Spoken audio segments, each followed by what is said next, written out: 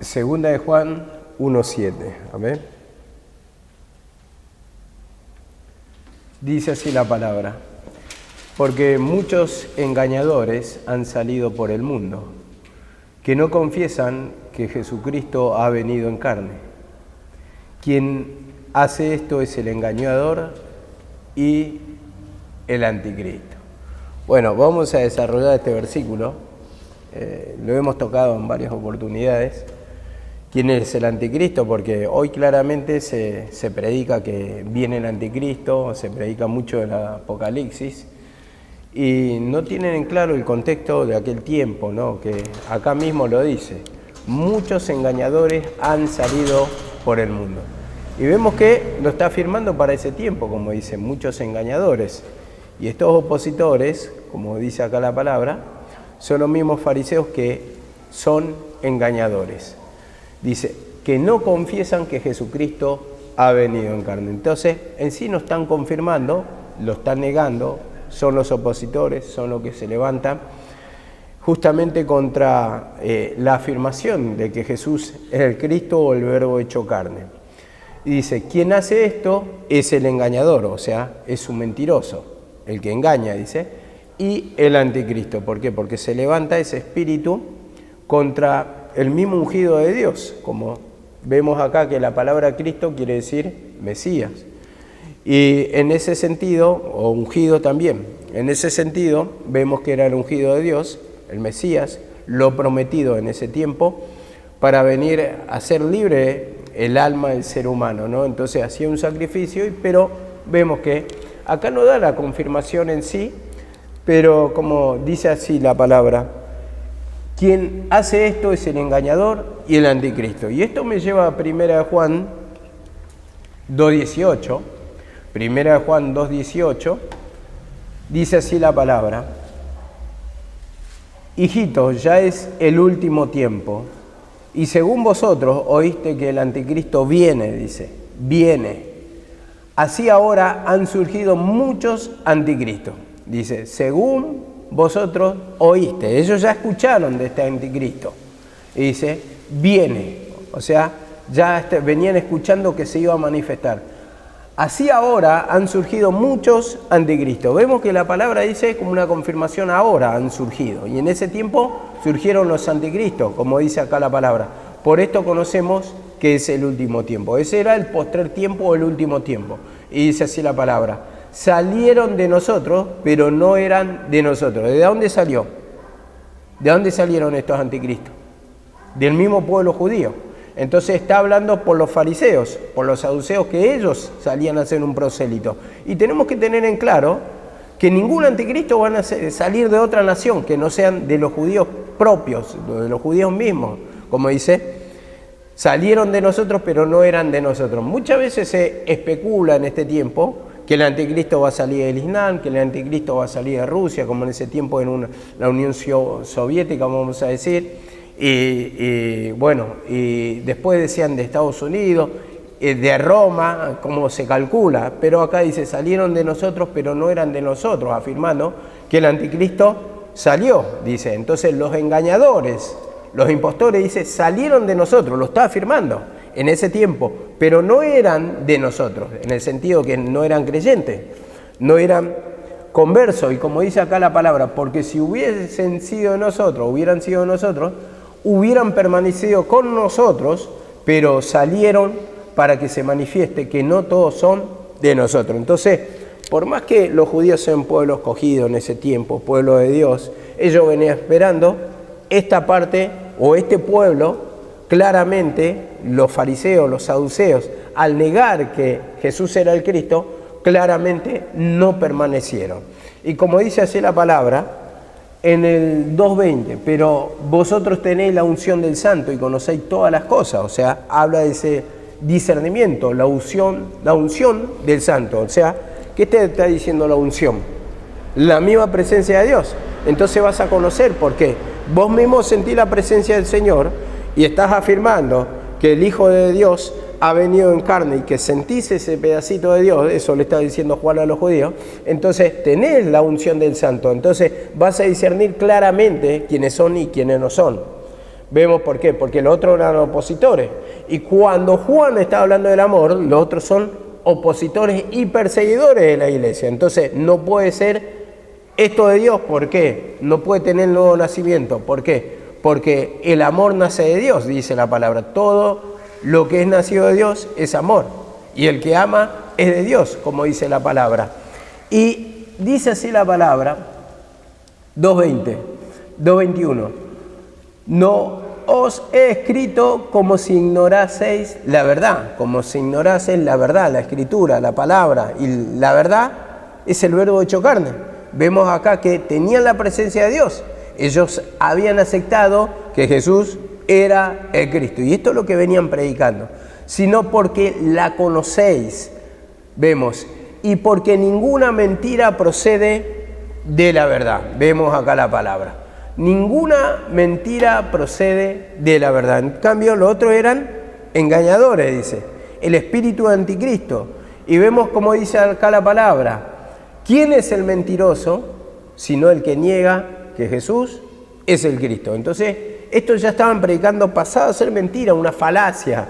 Como dice la misma palabra, pasaron a ser como cuentos, dice, fábulas, como lo afirma Pablo. Entonces, ¿quién es el mentiroso? El que niega que Jesús es el Cristo. Entonces, al negar el mismo nacimiento de Dios, vemos cómo se levantó ese espíritu del anticristo para no afirmarlo y para que muchos no tengan la salida, porque esto claramente procede del diablo, del enemigo. Entonces, ¿el enemigo quiere que vos te libertes? No. ¿Querían que ellos se liberten? No. No quería la misma presencia del Señor o que le den la gloria a través del testimonio o de la liberación de uno, le den la gloria para Dios. Entonces, claramente vemos que dice, sino el que niega que Jesús es el Cristo. Este es el anticristo, dice la palabra. Este es el anticristo. El anticristo no es otra cosa que el que es opositor, el que le persigue a los que predican a Cristo. Por eso dice anticristo, se levanta contra Cristo. Y como dice, el que niega al Padre y al Hijo. Y claramente al negar al Padre y al Hijo, se transforma en anticristo. Vemos acá con la palabra 2:23. Todo aquel que niega al Hijo, el que niega al Hijo, tampoco tiene al Padre. ¿Por qué? ¿El Hijo quién es? El Hijo es Jesucristo, y el Hijo sería el nexo, el puente, el intermediario, el que te lleva a la presencia del Padre. Entonces no podés tener al Padre, por más que digan ustedes que son hijos de Abraham, que son pueblo escogido, que son el pueblo elegido por Dios, cuando estás negando al Hijo, porque no vas a tener al Padre nunca si no tenés al nexo, el camino. Por eso dice la palabra, yo soy el camino, la verdad y la vida. Y se presenta como camino porque te lleva al Padre. Y como dice acá la palabra, el que confiesa al Hijo también tiene al Padre. El que cree en el Hijo también tiene al Padre. El que confiesa que Jesucristo ha venido en carne tiene al Padre. ¿Por qué? Porque acepta el sacrificio. Acepta que Él pagó el precio por nuestros pecados, tomó nuestro lugar para llevarnos a la presencia del Padre, que Él murió por nosotros para que nosotros tengamos la paz. El castigo de nuestra paz fue sobre Él. Entonces, claramente acá está hablando de los fariseos y saduceos, los perseguidores de la iglesia en aquel tiempo. Por más que vengan, por ejemplo, te cuenten que una visión que Jesús le mostró, que tal, si no está conforme a la palabra, no sirve. Porque la visión, cuando no está conforme a la palabra, como dice en el, bueno, como no me acuerdo qué libro, Jueces creo. ¿Cuál era, Ale? Ayúdame. Cuando dice, iré y seré espíritu de mentira en su boca a los profetas. No, nada que ver. No, en el Antiguo Testamento, cuando Josafat y Acad van contra Ramón de Galaad, Micaía le profetizaba.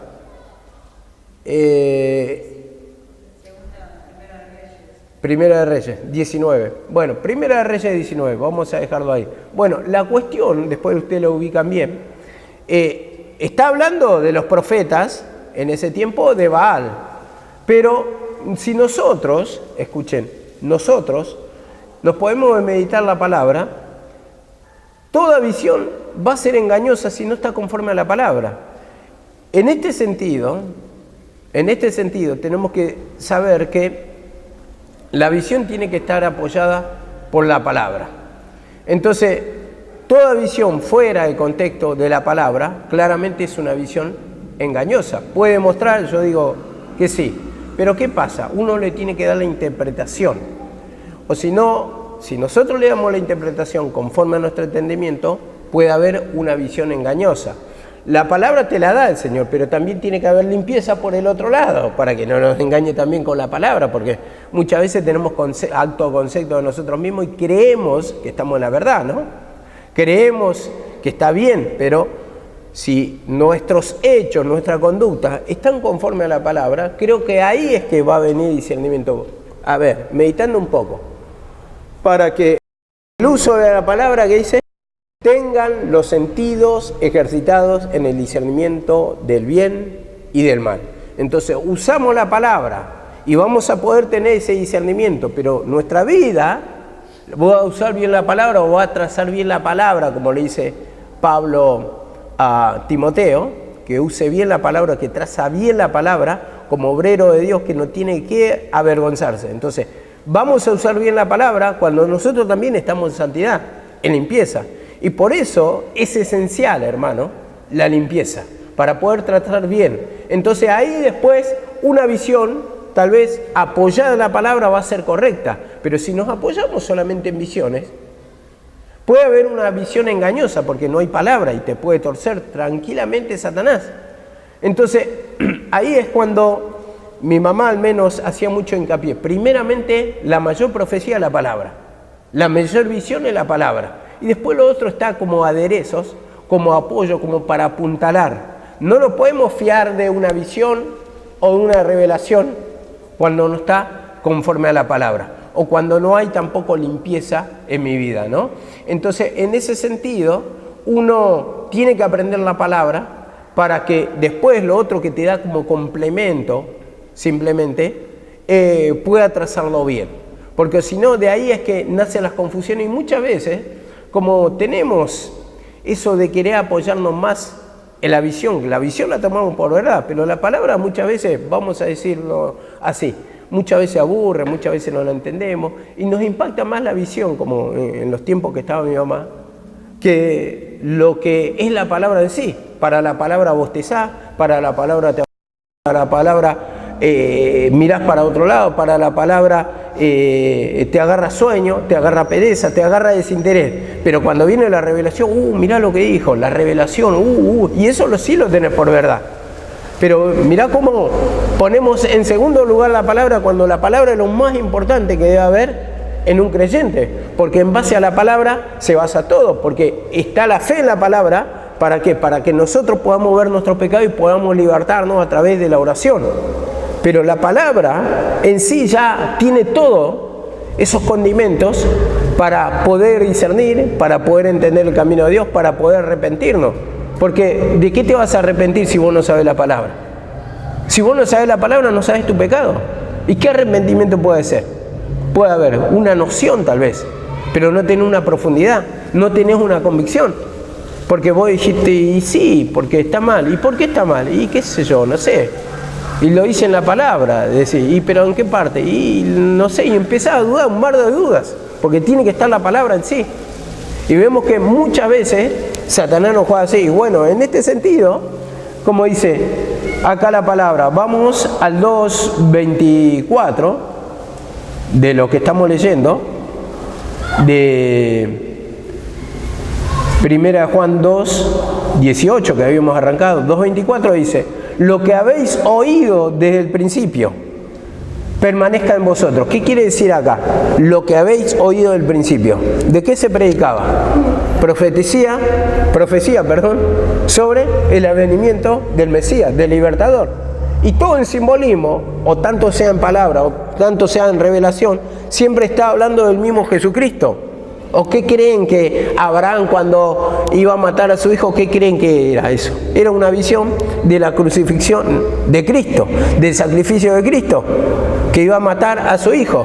Ahí está mostrando Dios está mostrando el Hijo y está mostrando en una forma simbólica cómo Dios, su Hijo, entregó a su Hijo, el Padre. Entonces siempre está mostrando de una y otra manera el sacrificio de Cristo. Cuando mataban las cabras, las ovejas en el altar, ¿qué mostraba? Mostraba el sacrificio de Cristo. Todo el sacrificio de Cristo. Siempre mostraba el sacrificio de Cristo. Tanto sea por profecía, por revelación, vamos a decirlo así, o por palabra. A ver, dice así la palabra: esto permanezca en vosotros. Entonces, estamos hablando del advenimiento del Mesías. Lo que oyeron desde el principio, dice: esto permanezca en vosotros. Si lo habéis oído del principio, si lo que habéis oído del principio permanece en vosotros, también vosotros permaneceréis en el Hijo y en el Padre.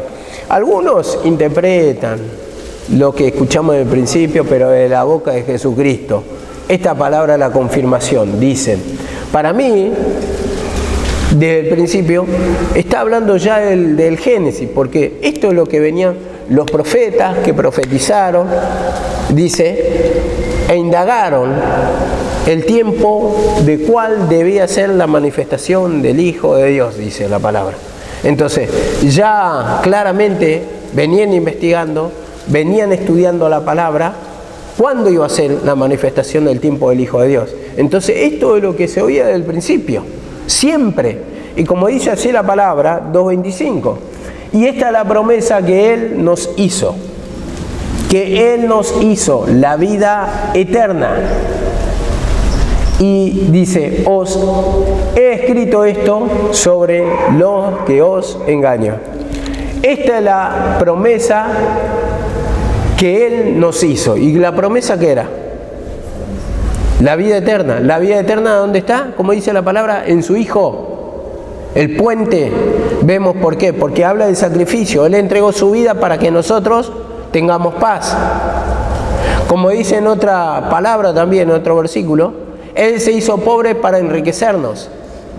Y vemos que habla de una entrega. Entonces, en Él está la vida eterna, esta es la promesa. Y Él prometió la vida eterna de la antigüedad, de la Escritura ya. Este era el plan.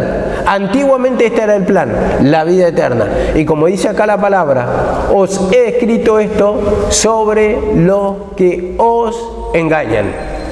Vemos acá la palabra, sobre los que os engañan. Entonces, cuando dicen los que os engañan, son los opositores, de aquel tiempo. Sobre los que os engañan. Les escribo esto, claramente, entiendan. Les escribo esto sobre los que le están engañando, los que intentan engañarle.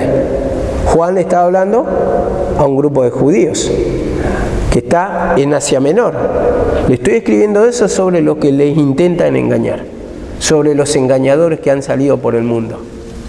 ¿Lo está diciendo? ¿En qué tiempo? Vemos que esta epístola se escribió alrededor de los años 90 después de Cristo. Después de Cristo. ¿Cómo se entiende año 90 después de Cristo? Bueno, Jesucristo nació, murió en el año 33, ¿no? Así por historia. 43, 53, 63, 73, 83... 93, casi 60 años después, o 47 años después, Juan está escribiendo esta carta, después de la partida o del sacrificio de Cristo. Y vemos que había muchos perseguidores de la iglesia. Muchos perseguidores de la iglesia. En sí está esa manifestación. Si nosotros vamos a las Escrituras en el Apocalipsis, vemos que dice que estaba la mujer virgen y un dragón enfrente suyo. La mujer estaba por dar a luz, ¿no? Encinta más bien que una mujer virgen. La mujer encinta. Y dice que el dragón estaba listo para devorarlo tan pronto naciera. Entonces vemos que este espíritu anticristo ya se manifestó, no sé, estoy hablando mal, en Herodes. Herodes sabía de la manifestación, sabía. Fueron los reyes y le dijeron: ¿dónde está el rey, el que había de nacer, porque ya estaba en la escritura. Entonces, astutamente, Herodes dice, encuéntrenlo, ¿para qué? Para que le adoremos. Pero la intención de él era matarlo. Y vemos que Herodes manda a matar a todos los menores de 2 años, creo, ¿no? Y vemos cómo ya se manifestaba el anticristo en ese tiempo, para matar la esencia de Cristo. Y así también, hermano, de alguna manera, el anticristo está en nosotros. Porque al haber dureza muchas veces, al negar, digamos, que se manifieste el Hijo de Dios, o que nazca esa esencia al mezquinar un pecado, ya estoy devorando la pequeña esencia del Cristo. Apenas nace, hay un espíritu opositor en nosotros que quiere devorar a ese niño o a ese Mesías apenas nace. Entonces, al no haber humillación, claramente se manifiesta ese espíritu perseguidor, ese espíritu de anticristo. Al negarnos a tomar la cruz, al negar matar el pasado, la esencia, que tal vez tenés 10, 15, 20 años y parece que está inerte ahí. Pero cuando se manifiesta en una oportunidad Satanás, otra vez uno vuelve, digamos, a esa misma manifestación y se levanta esa rebeldía. Y buscamos culpables, eso sí, somos los primeros que buscamos culpables. La culpa es este, y nunca tenemos la culpa nosotros. Nunca podemos decir, bueno, salvo que, no estoy diciendo con esto que lo buscamos, pero nuestra lucha contra Satanás no es contra una persona. Y en este sentido, si se manifiesta algo acusador contra el otro, recordar y que nosotros solamente somos los puros, los santos, como se querían los fariseos, entonces ahí mismo estamos matando la vida de Cristo que quieren hacer. O estamos listos, apenas brota un poquito de gozo, de paz, de alegría, viene el astuto, viene el engañador y devora, pero de nuestra misma manifestación. Nos hace sentir mal, no tomamos la cruz, tiene que tomar el otro, yo no, yo porque no. Sí. Y siempre buscamos excusas. Siempre buscamos excusas. Así se manifiesta en nosotros, porque nosotros creemos en Cristo, sí. Creemos en Cristo en este tiempo. Pero ¿nace realmente ese niño?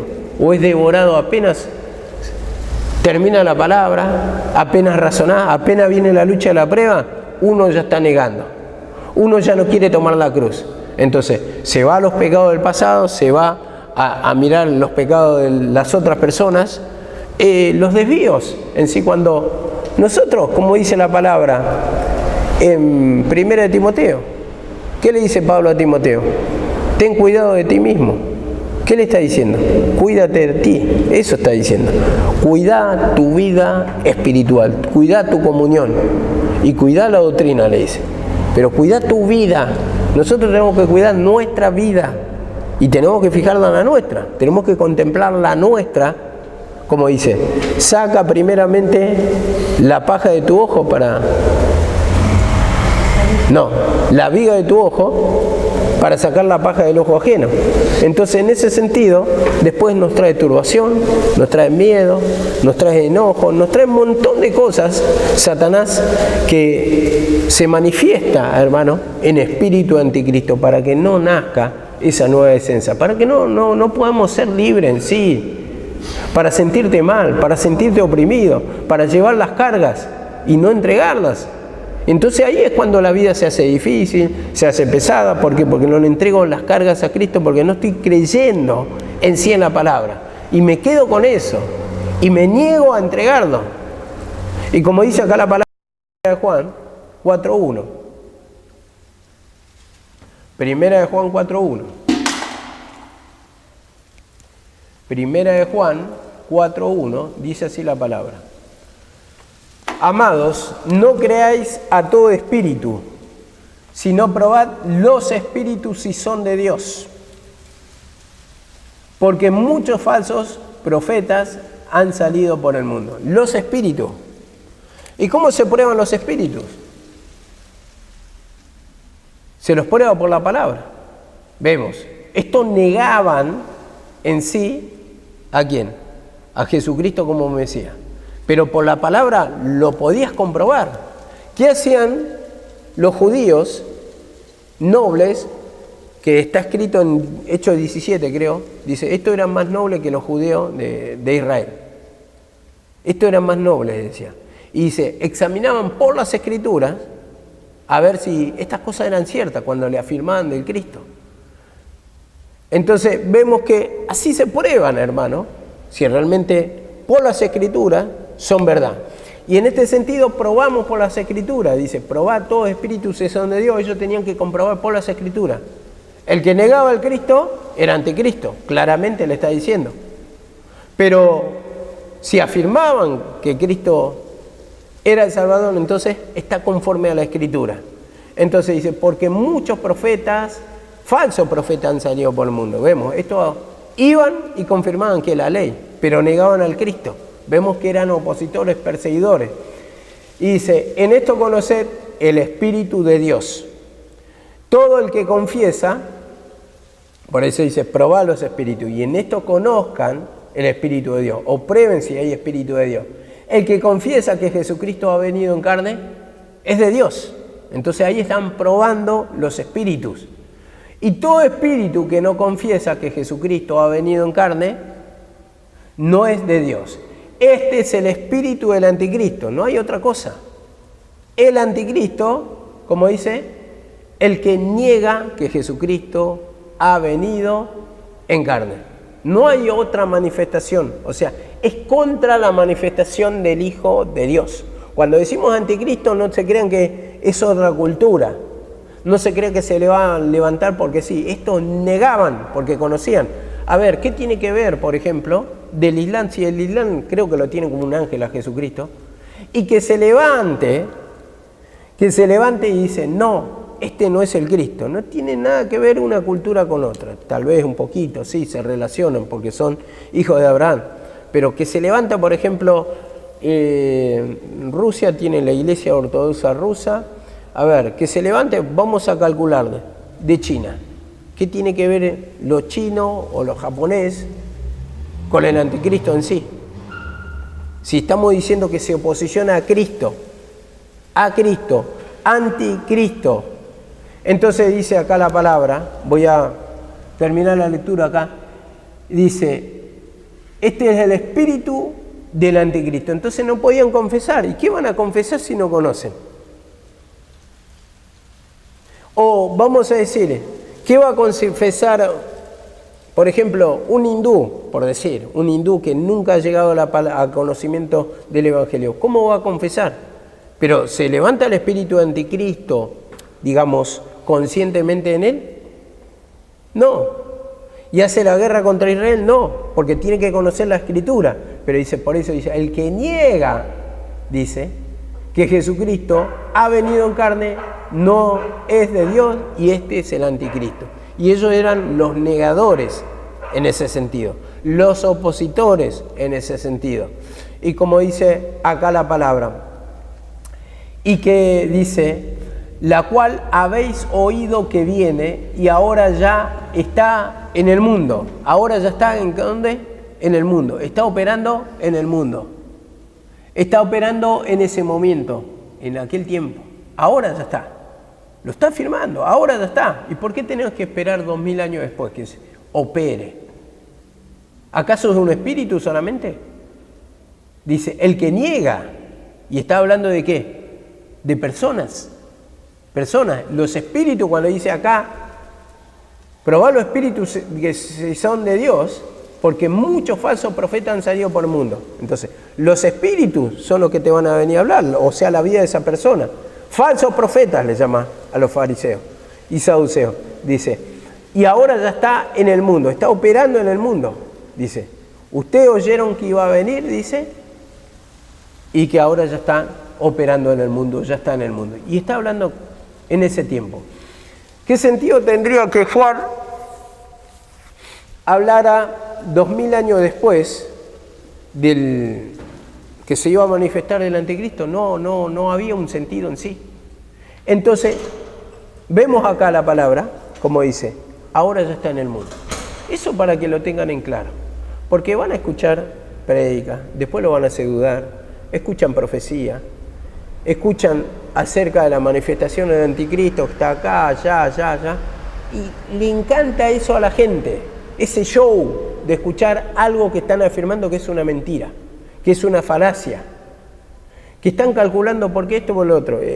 Más o menos vos, Jonathan, que sos más nuevo que estás escuchando esto.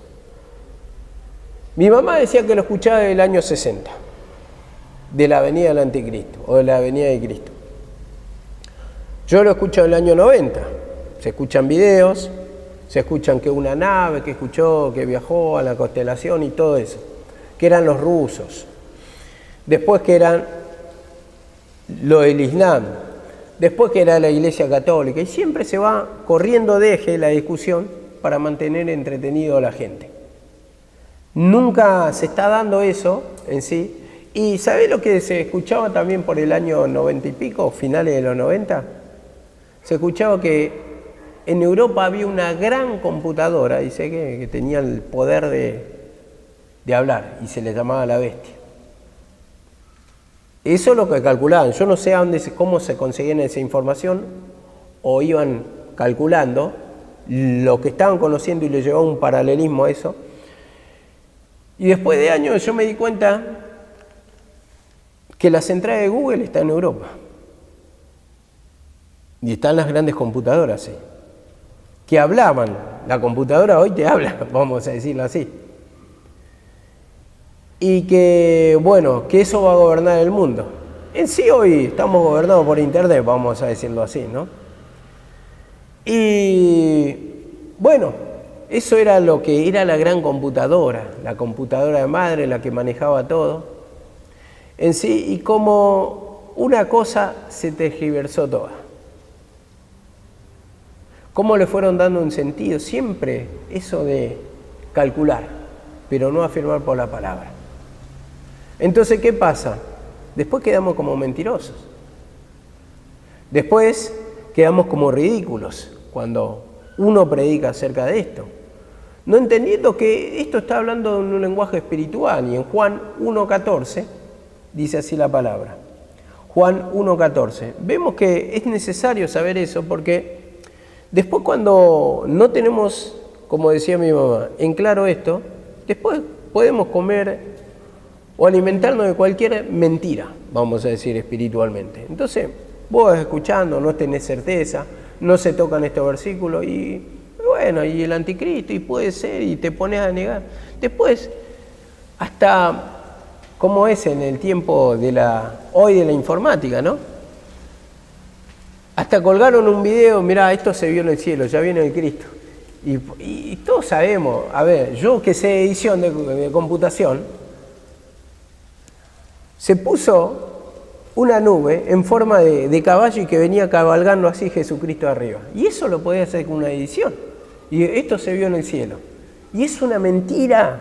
Y esas cosas, justamente, tenemos que saber la palabra para ver las mentiras que se están predicando muchas veces.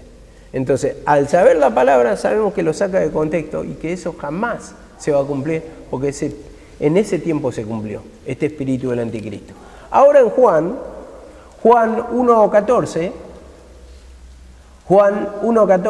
nos dice esto la palabra. Y el Verbo se hizo carne y habitó entre nosotros, y vimos su gloria, gloria como el unigénito Hijo del Padre, lleno de gracia y lleno de verdad. Vimos, dice, su gloria. Palpamos su gloria, sentimos su gloria, porque esta visión es espiritual en sí. Muchos lo vieron, pero ¿qué pasa? Acá dice, vimos. Ellos los confirman, ¿por qué? Porque tuvieron discernimiento. Lo palpamos, lo sentimos. Vimos su gloria, dice. Entonces, ¿nosotros cómo vemos la gloria de Dios? ¿A través de qué? ¿De la fe?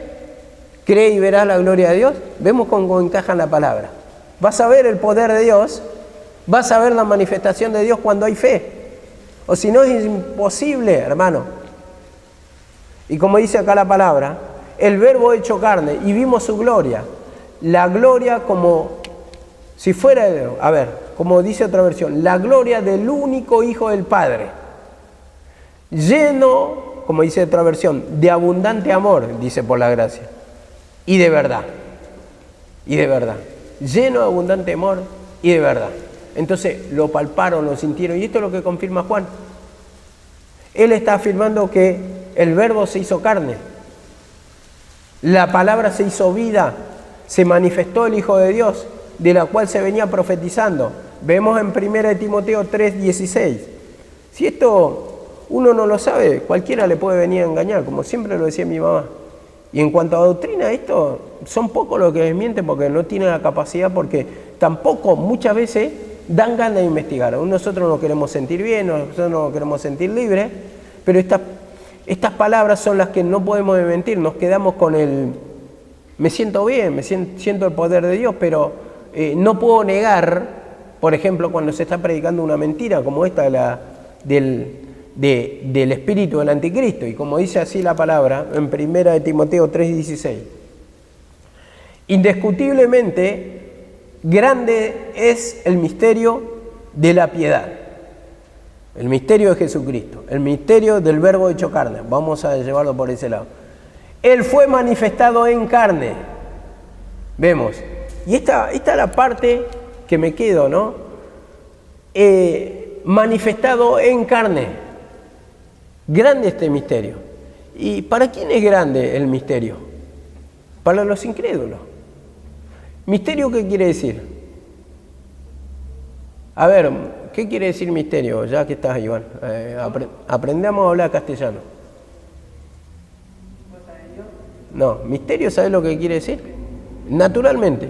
Una cosa oculta, eso es un misterio. Algo que no puedes descifrar, algo oculto para vos. Cosa oculta, eso quiere decir misterio. Algo escondido. O cosa oculta, es lo mismo. Ahí, algo escondido, como dijo él. Sí, sí. Bueno, en sí, dice, indiscutiblemente grande es el misterio de la piedad. La piedad está hablando acerca de Jesucristo. Dice, Él fue manifestado en carne. Entonces, era el misterio escondido para los fariseos, para los saduceos, que ellos no fueron los opositores, fueron el anticristo. No lo pudieron descubrir, fue una cosa oculta, porque no lo creyeron. A ver, la misma palabra me dice, a los suyos vino, los suyos no lo recibieron. ¿Por qué? Porque era oculto, se les ocultó el Cristo por no creer. Había un espíritu de incredulidad y ellos nunca confesaron su incredulidad. Ellos nunca dijeron como el hijo del enfermo, el padre del enfermo, dice, ayuda a nuestra incredulidad. Porque tenemos la parte incrédula, Señor, ayúdame, convenceme, dame discernimiento, necesito conocer las Escrituras, necesito entenderla, como dice la palabra del Señor. El que tiene falta de conocimiento, de sabiduría, pídala. Él va a dar abundantemente y sin reproche. Abundantemente te va a dar el conocimiento. Porque todos tenemos un bloqueo mental, todos tenemos una falta de discernimiento, todos tenemos una falta de interés. Pero tenemos que reconocer esa parte. No es culpa, a ver, que sea aburrida la prédica por el tema que se está tocando, por la falta de interés, porque no me gusta el predicador. No, no es eso. La falla está en uno, porque uno no quiere comer. A ver, la palabra en Ezequiel 37 dice, come este rollo, y lo comí. Entonces uno tiene que digerir. No nos gusta muchas veces. Muchas veces es amargo, como dice la palabra, al vientre. La palabra es dulce en primera etapa. ¿Por qué? Porque primero dice, fue dulce a mi paladar. Ay, qué rico está. Sí, es verdad, es verdad, es verdad. Pero cuando se manifiesta después de la lucha, ahí te cae como ajenjo amargo.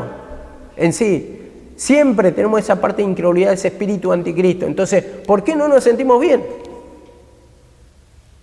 Porque nosotros mismos matamos la vida de Cristo a través de nuestra incredulidad, a través de no pedir perdón, a través de reconocer, Señor, rechazo la palabra, no la entiendo, no la quiero, no se hace vida en mí, me siento siempre amargado, siempre aburrido, siempre opresionado, siempre cargado, siempre con problemas. ¿Pero de quién es la culpa? Es nuestra naturaleza, y eso es lo que falta reconocer. Nuestra naturaleza. Satanás usa de alguna manera nuestra vida para ser anticristos. Entonces no nace el Cristo en nuestra vida. No podemos sentirlo. Conoceréis la verdad y la verdad os hará libre. Pero de repente estoy encarcelado, o presionado, cargado, estoy aburrido, no le encuentro sentido a la vida, me siento amargado, me siento con temores. ¿Por qué? Porque está el espíritu de anticristo. Entonces el espíritu de anticristo se manifiesta y rechazamos la cruz, no queremos la cruz. Y rechazamos la lucha, las pruebas, siempre buscamos culpables. Nunca nos queremos afrontar. Y como dice la palabra, que el rey ese presentó, con el que se predicó el fin de semana, presentó batalla.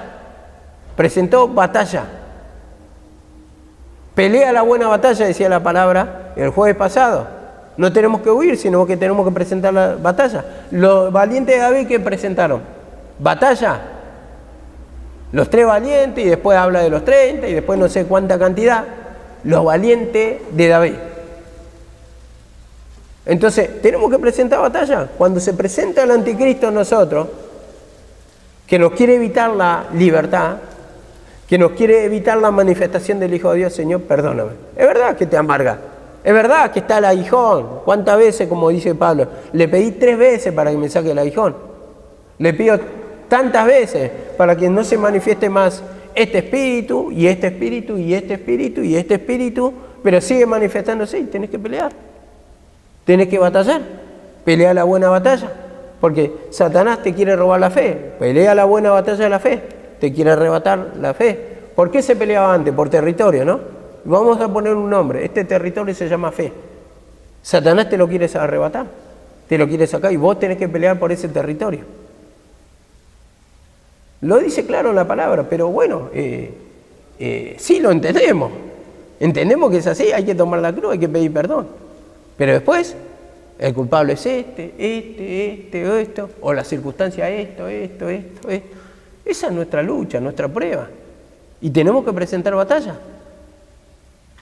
Es extraño porque muchas veces hablamos de la cruz, todo el tiempo de la cruz. Pero cuando viene la manifestación, huimos. Cuando se levanta el gigante y desafía, huimos. No queremos. Y Pablo dice, lejos esté de mí gloriarme, sino de la cruz de Cristo. ¿A dónde voy a tener la gloria, la liberación, la manifestación del Hijo de Dios? En la cruz de Cristo. Entonces ahí tengo que batallar, ahí tengo que crucificar, aunque no me guste, porque es amargo, es verdad, es amargo. Es feo en ese momento. Pero tenés que entrar en la batalla porque esa es la condición. Para que opere el poder de Dios, dice, la cual opera en el sufrir. Ahora, ¿qué me dice la palabra en Hechos 26:9? Es extraño que muchos quieren ser libres. Dicen, no, voy a escuchar la palabra, me va a hacer bien, quiero ser libre. Pero después tenemos un rechazo a lo que habla la palabra, porque nosotros queremos tener la bendición de Dios sin que nada nos turbe. Queremos tener control de la situación. Queremos tener todo resuelto. Que Satanás no me entre por ningún lado. Y así sí, de la comodidad todos reinamos. De la comodidad todos reinamos. Pero cuando te empieza a zarandear Satanás, ahí él que dice, tú que levantabas la rodilla de mucho, cuando viene hasta ti, te turbas. Yo puedo predicar sobre la lucha y la prueba. Pero cuando me toca a mí no me gusta. Yo me turbo. Así a cada uno se nos manifiesta. Queremos la comodidad, hablamos de la cruz, pero como dicen los fariseos, ponen pesadas cargas, decían, porque les ponían carga, ¿no? Dice, pero tú ni con un dedo la tocas, y yo no quiero tocar la cruz, Señor. Es así la manifestación, para ponernos incredulidad, porque amamos la comodidad, no queremos batallar, y como dice así la palabra, Hechos 26:9, yo ciertamente había de ver mucho, y dice, y hacer muchas cosas en contra de Jesús de Nazaret. Esto lo dice Pablo. Había creído mi deber. Él conocía el camino de Dios, pero conocía hasta Juan, las profecías. Y como dice acá la palabra, creía de mi deber. Creía que estaba batallando a favor de Dios. Todos creemos en alguna medida que estamos fallando, peleando a favor de Dios. Como Pedro le cortó la oreja al soldado, pero, a ver, no era la manera, no era el modo. Nosotros decimos, no, yo estoy defendiendo la casa de Dios.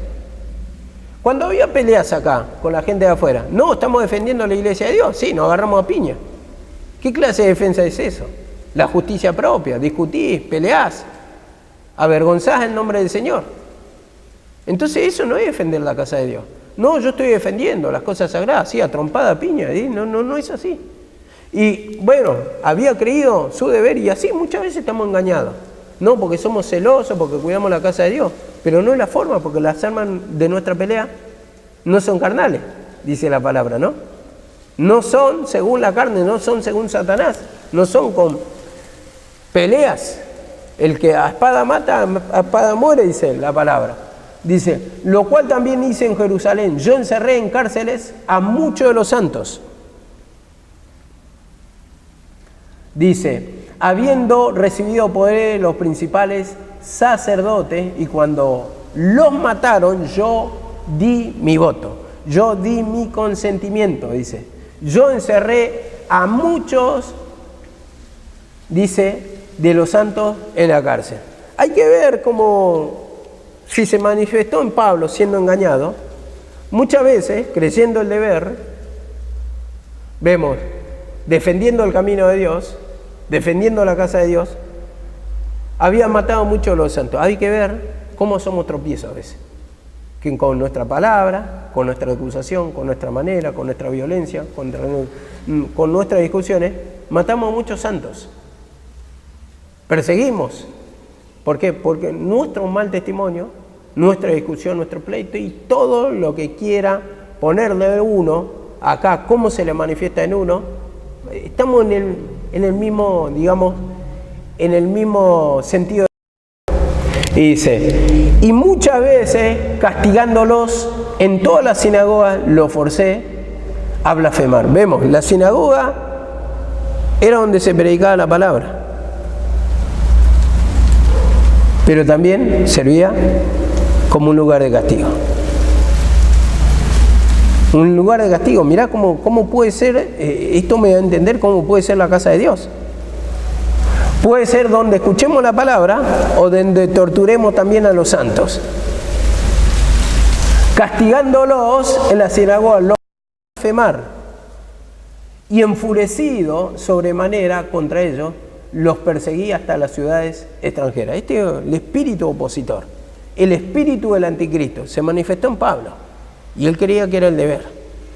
Él creía que estaba haciendo bien. Y muchas veces así, cuando se manifiesta la violencia, la pelea, la discusión, las acusaciones, los recuerdos del pasado, ya está operando el espíritu del anticristo en nosotros. Y esto tenemos un pedacito cada uno. Un pedacito cada uno está. Porque yo tal vez no lo diga, pero a mí yo recuerdo de cosas que me han pasado. Entonces, el espíritu anticristo que impide también que yo me goce en la presencia del Señor. Que se manifieste la liberación, porque también tengo recuerdo del pasado. Entonces esas son las cosas que tengo que trabajar. Las cosas que yo tengo adentro y que muchas veces me amarga el alma. Tal vez no lo diga de palabra, pero sí, ese sentimiento al estar te amarga y no puede florecer la vida de Cristo. Entonces hay un espíritu del anticristo. Ahora, ¿qué me dice en 2 de Pedro? 2 de Pedro 2:1. Dice, pero hubo también muchos falsos profetas en el pueblo, como habrá entre vosotros falsos maestros, que introducirán encubiertamente herejías destructoras y aún negarán al Señor que los rescató, atrayendo sobre sí mismo destrucción repentina. Vemos como dice, pero hubo también entre ellos, entre el pueblo antiguamente, lo está diciendo Pedro a los judíos, falsos profetas en el pueblo, como habrá entre vosotros, dice. ¿A quién le está hablando? ¿A vosotros? ¿Me está hablando a mí? ¿Me está hablando a mí? No me está hablando a mí. Le está hablando a los judíos de ese tiempo, a esa iglesia, como dice, como vosotros, dice, habrá entre vosotros, entre ustedes, le dice, falsos maestros, que introducirán encubiertamente herejías destructoras, aún negarán al Señor que lo rescató, al Señor Jesucristo. al Señor que entregó la vida. Entonces, herejías destructoras. Vemos, cuando predicás la ley y negás a Jesucristo como Salvador y que el tiempo de la ley ya pasó, te transformás en anticristo. Esto está diciendo Pedro. Introducirán, dice, y negarán al Señor que los rescató. Ellos lo negaron en ese tiempo. A lo suyo vino y los suyos no lo recibieron. Era ese tiempo del anticristo. Vemos cómo falsos maestros, son maestros supuestamente de la palabra, maestros de la ley, como le dice Nicodemo. Tú conoces la ley, eres maestro y no conoces estas cosas. Entonces, al introducir la ley, vemos que se dejan enseñar por esos falsos maestros.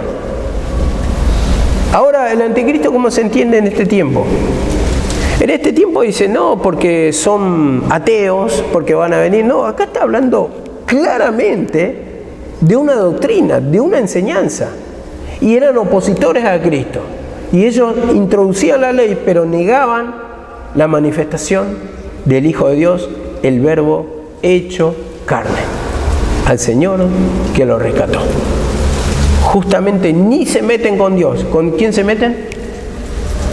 Contra Jesucristo. O sea, indirectamente sí se meten contra, pero dice contra Jesucristo. Porque si no hay Jesucristo, no va a haber gloria al Padre, no va a haber puente.